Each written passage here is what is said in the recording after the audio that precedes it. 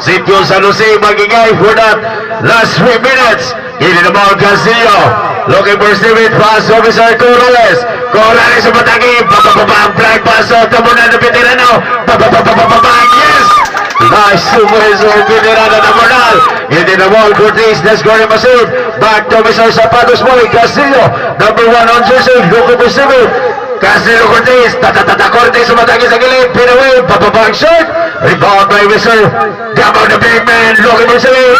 Sario taon ni Paco Sario Mataki Pedaway yes nice super for Sario sabi ko yawa intense game of the night Mr. Castillo Zapatos mo Mataki kumagit ang katawan block foul number 19 oh sakto second personal foul committed by Alcones. Warning for penalty.